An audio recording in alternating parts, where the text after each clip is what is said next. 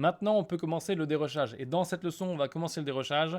Je vais te montrer plusieurs techniques que tu as peut-être déjà vues si tu as regardé d'autres formations que j'ai faites sur DaVinci Resolve ou sur d'autres logiciels ou même les formations de fiction.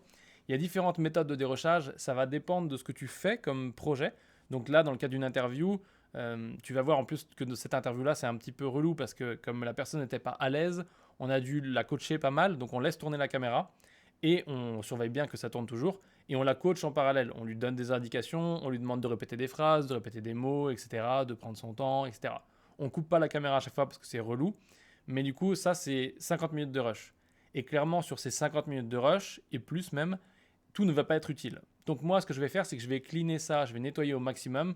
Et ensuite, ensemble, on avancera sur le dérushage slash montage, puisque à chaque fois que tu dérushes, en fait, tu vas prendre tous tes rushs qui ont été tournés, tu vas enlever tout ce qui n'est pas nécessaire, on appelle ça le off, donc tout ce qui est toi qui parles à la personne, etc.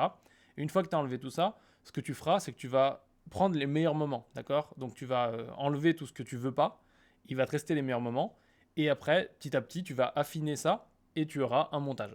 Donc ça, c'est... tu peux récupérer ces raccourcis clavier en téléchargement, c'est gratuit, ils sont compris donc dans cette formation, et ensuite tu peux donc soit les importer, et à savoir que quand tu les importes, il va falloir les importer, les activer, sauvegarder, et ça va pas marcher. Il y a des bugs, ou alors c'est normal, mais bref, c'est toujours compliqué. Et donc il faut en mettre d'autres à la place, tu choisis ici, tu les valides, tu fermes, et tu reviens et tu refais l'opération, et en général ça marche nickel. Donc maintenant, je te montre très rapidement. Ici, tu peux choisir donc, les raccourcis clavier, tu peux te mettre en commande ou en shortcut.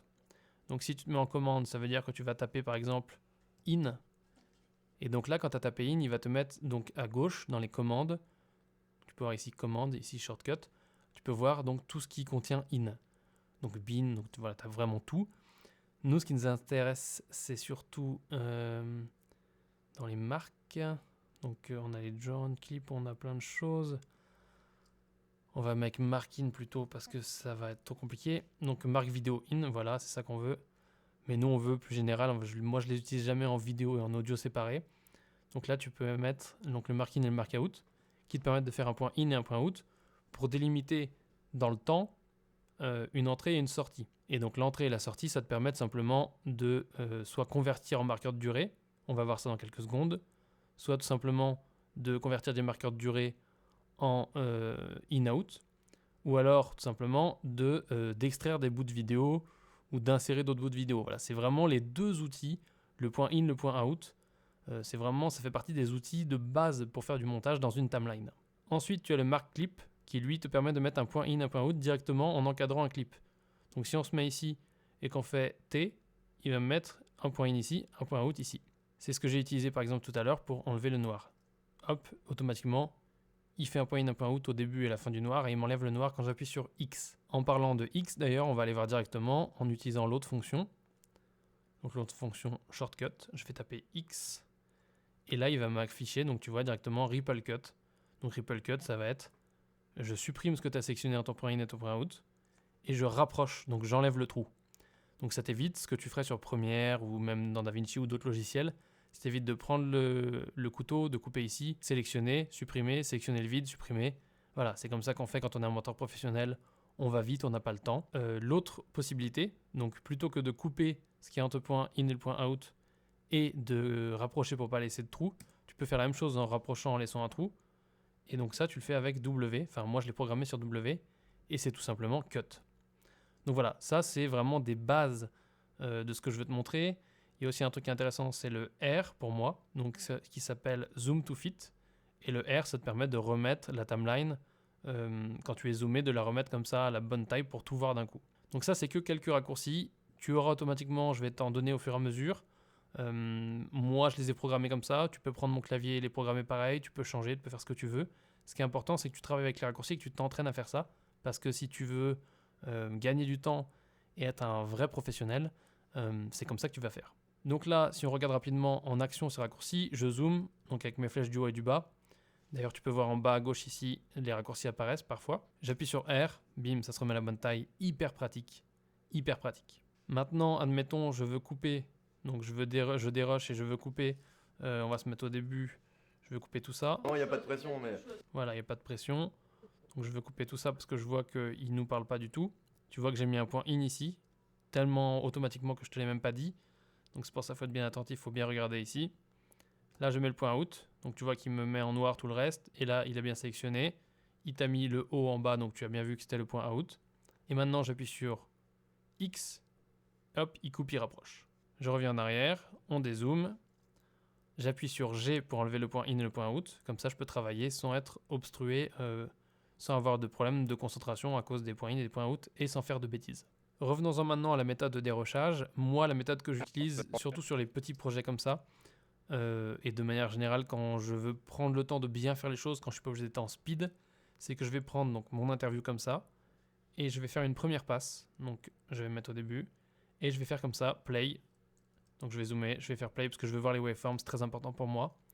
Mais je mets un point in, je fais play. Non, il n'y a pas de pression, mais...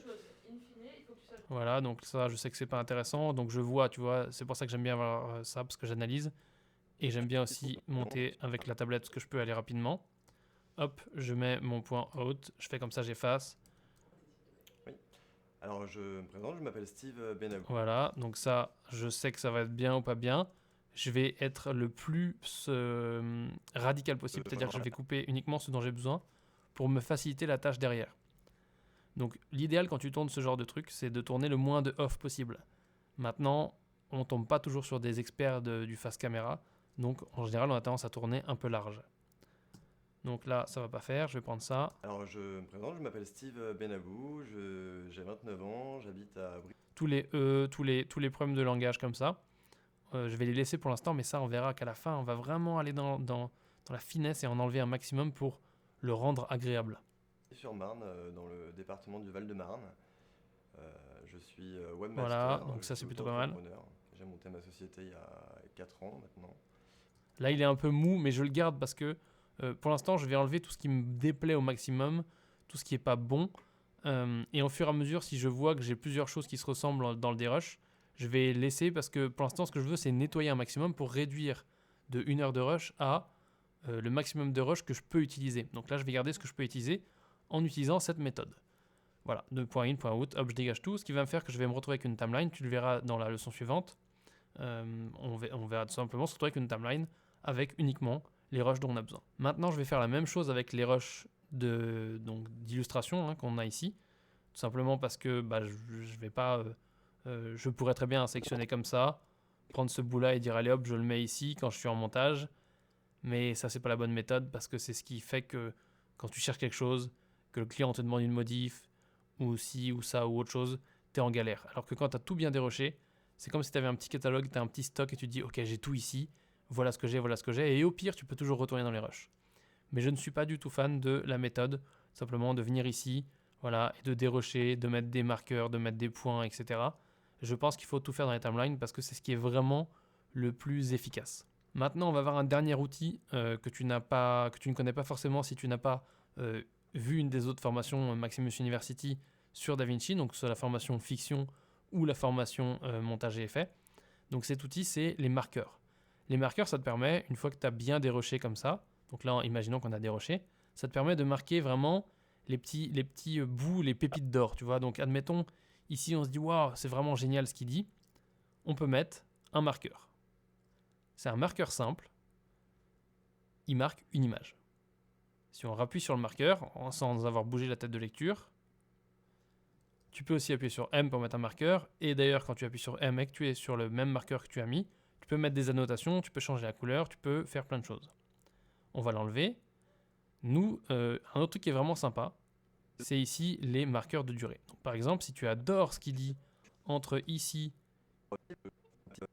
et ici, tout simplement, tu peux faire un marqueur de durée pour délimiter non pas une image comme on a fait avec celui-ci, mais pour délimiter un segment de vidéo.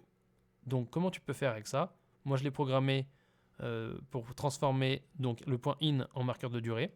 Donc ça c'est à partir de la version 15 de DaVinci. Sinon tu peux faire un clic droit et là tu fais Convert in-out to duration marker, donc en marqueur de durée. Tu peux aussi faire l'inverse.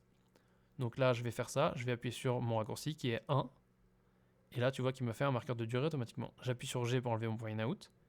Et là j'ai mon marqueur de durée que bien sûr je peux retimer, etc. Mais c'est très pratique parce que ça me permet de me repérer. Si je me mets maintenant sur ce marqueur de durée, je peux appuyer sur mon autre raccourci, 2, et automatiquement mettre un point in et un point out. Donc ça, c'est deux petites choses très pratiques. Et donc du coup, c'est vraiment voilà, comment marquer des choses, comment se repérer une fois qu'on a déjà bien avancé le dérochage. Pour ce qui est des marqueurs, on va regarder encore un autre truc. Là, c'est le marqueur sur la timeline. Si par contre on sélectionne le plan et qu'on clique ici, le marqueur il se met dans le plan. Donc c'est différent de le mettre dans la timeline. Par contre, si on fait un match frame sur ce plan, tu vois que le marqueur n'a pas été reporté sur le plan ici. Donc ça c'est vraiment toujours dans la timeline, mais cette fois-ci sur le plan. Ça peut être très pratique si tu as plusieurs plans sur plusieurs pistes, d'avoir les marqueurs ici dans la timeline. Par contre, je pousse encore un petit peu l'exemple un peu plus loin, c'est vraiment dans le détail, mais si là je fais un marqueur de durée ou un marqueur normal ici, donc je vais mettre un marqueur là. Tu vois que ici dans l'interview, il m'a fait un petit sous-menu avec le marqueur. Mais de manière générale, si je prends ça et que je le mets là, il va garder le marqueur. Donc ça marche que dans un sens, donc du media pool vers la timeline et non pas de la timeline. Voilà, la synchro n'est pas à double sens. Peut-être qu'un jour elle le sera, mais pour l'instant elle n'est pas à double sens. Donc ça c'est assez pratique.